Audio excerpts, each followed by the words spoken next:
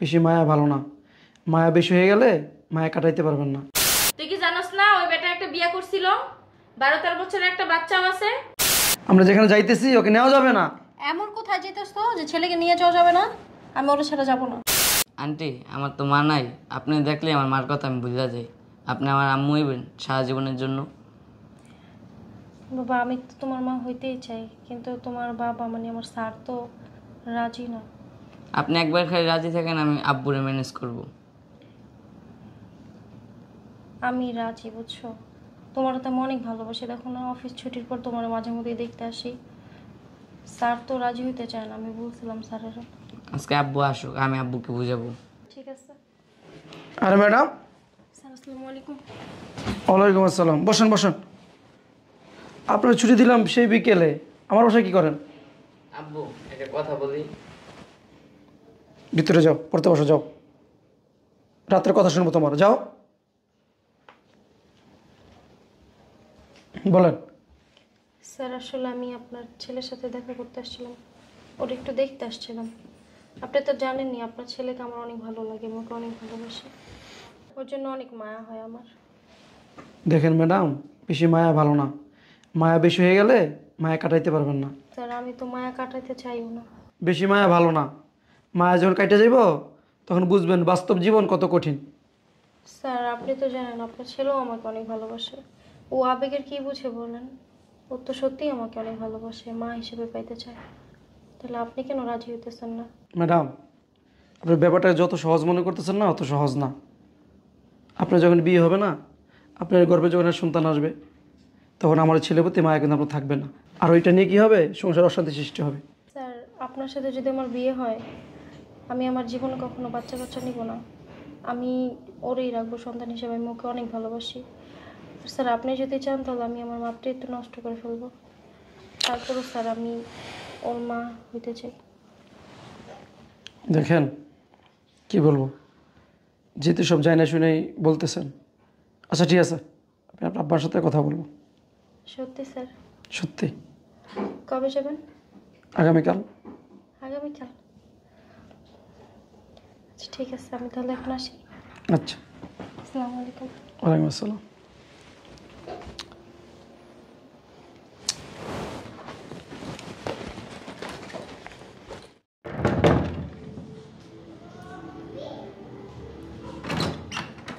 আসসালামু আলাইকুম স্যার। ওয়ালাইকুম আসসালাম। ভালো আছো? আপনি হঠাৎ আমার বাসায়? আমার তো কোনো গার্জিয়ান নাই, আমার বিয়ের ব্যাপারটা নিজে কথা বলতে চাচ্ছি। বসেন না, আপনি বসেন। বাসায় কেউ নাই? তোমার আব্বু আম্মু? আব্বু আছে, আম্মু আছে। একটু পাঠাই দাও। আপনি বসেন, আমি ডাক দিয়ে দিতেছি।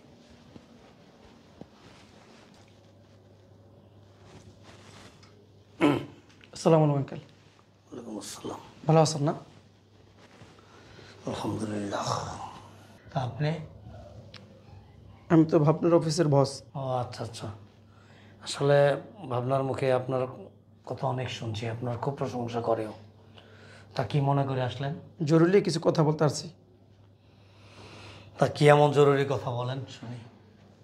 দেখেন আঙ্কেল, আমার তো কোনো গার্জিয়ান নাই যে আমার বিয়ের ব্যাপারে কথা বলবে, তাই আমার নিজের বিয়ের কথাটা নিজে বলতে আসছি আর কি। আপনার মেয়ে? জি, ভাবনার সাথে। তার সাথে? ভাবনার সাথে। ভাবনার সাথে আপনার বিয়ের ব্যাপারে আলোচনা করতে আসছেন? জি। আর একটা বিষয় বলার ছিল, ভাবনা জানে যে আমি বিয়ে করছিলাম আগে একটা, ওই ঘরে আমার একটা ছেলে আছে 12-13 বছর বয়স, তাই জানাই দিলাম আর কি। আপনি যে ভাবনাকে বিয়ে করবেন বা ভাবনার সাথে বিয়ের ব্যাপারে আলোচনা করতে আসছেন, ভাবনা কি জানে? জি জি জানে। আঙ্কেল আর একটা কথা হলো, আমি চাচ্ছিলাম না বিয়ে করতে, কিন্তু ভাবনা খুব জোরাজোরি করতেছে, তার জন্য কি বিয়েটা করা। সবই শুনলাম, ঠিক আছে। আমার তো আত্মীয় স্বজন আছে, ভাবনার মা আছে। আমরা সবাই একটু আলাপ আলোচনা করি, করে তারপর 2-3 দিনের মধ্যে আমি আপনাকে জানাবো। বসুন, একটু নাস্তা টাস্তা করে যান। ধন্যবাদ আঙ্কেল, তাহলে আপনি আমাকে জানায়েন, আমি আসি। আসসালামু আলাইকুম। এই ভাবনা, এই ভাবনা। কি হয়েছে? ভাবনারে ডাকো কেন?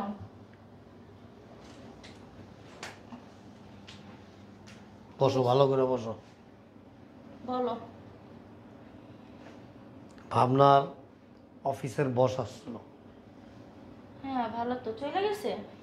চলে গেছে, কেন আসছে জিজ্ঞেস করলো না? নাস্তা পানি দাও নাই? আমি তোমারে কি বলছি, কেন আসলো জিজ্ঞেস করছো? না, জিজ্ঞেস করবো, এমনিতে আসতে পারে হয়তো কোনো কাজের বিষয়ে। ভাবনার সাথে বিয়ের ব্যাপারে কথা বলতে আসছিল। ভালো তো, এটা তো খুশির খবর।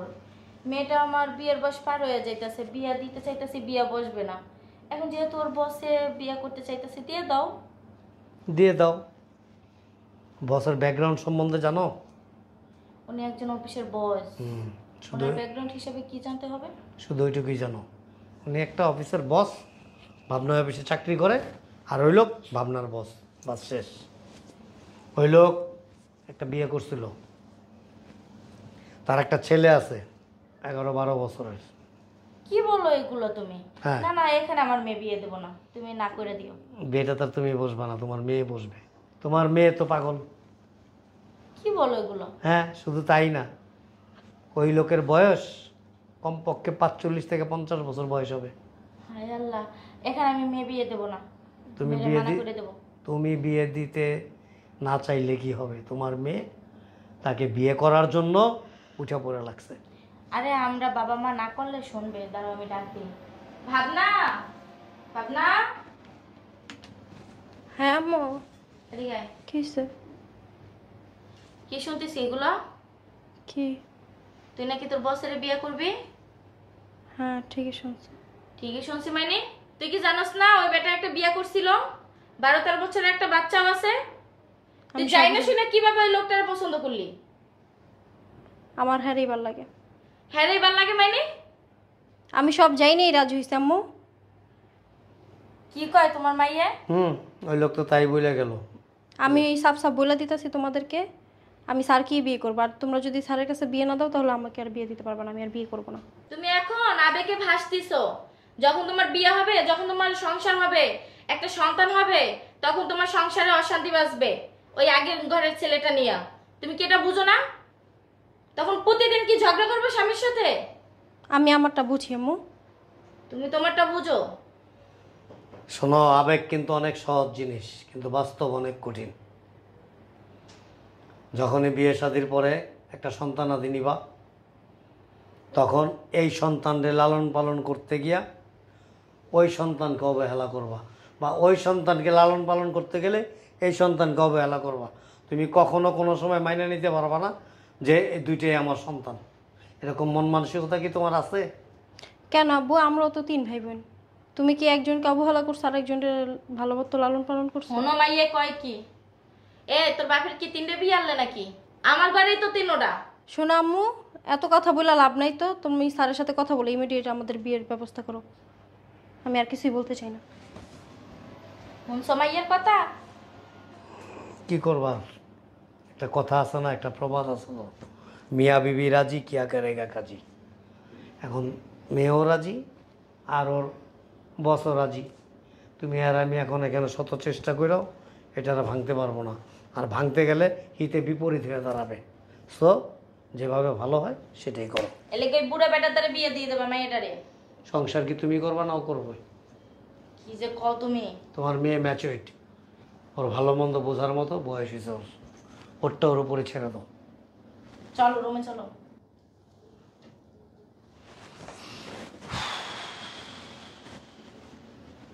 ভাবনা, এই ভাবনা, তাড়াতাড়ি আসো, দেরি হয়ে যেতেছে। চলো আমি রেডি। চলো। দাঁড়াও, ছেলে কই? ছেলে কেন? ওটা নিয়ে যাবো না? তুমি ছেলে ছেলে করো কেন? হ্যাঁ, যেখানে যাবো নিয়ে যেতে হবে সাথে করে। কোথায় যাব? ঘুরতে? আমি তোমাকে বলছি তাহলে ওরা নিয়ে যাবো না? আজব তো। লাগবে না, চলো। কেন? আমরা যেখানে যাইতেছি ওকে নেওয়া যাবে না। এমন কোথায় যেতেছ তো যে ছেলেকে নিয়ে যাওয়া যাবে না? আমি ওরা ছাড়া যাবো না। হসপিটালে যাইতেছি। কেন? দেখো ভাবনা, আমি তোমাকে ঠকাইতে চাই না, আমি চাই তুমি মা হও, তার জন্য তোমাকে হসপিটাল নিয়ে যেতেছি। শোনো, আমি তোমাকে বিয়ের আগেই বলছি যে আমার একটাই ছেলে, আর আমি ওর মা। আমি আর মা হইতে চাই না। আর তোমাকে তো একটা কথা বলাই হয় না, আমি আমার মাতৃত্ব নষ্ট করে ফেলছি। কি? হ্যাঁ, অনেক আগে। তোমাকে বলো না কেন তুমি? আমি বলছি না, আমি তোমার ছেলেকে অনেক বেশি ভালোবাসি। ইভেন আমি ওর জন্যই তোমাকে বিয়ে করছি। ভাবনা, আসলে তোমার মনটা অনেক বড়, তোমাকে আমি চিনতে পারি না। ছেলে কোথায়? ও তো রুমে। আসো রুমে আসো।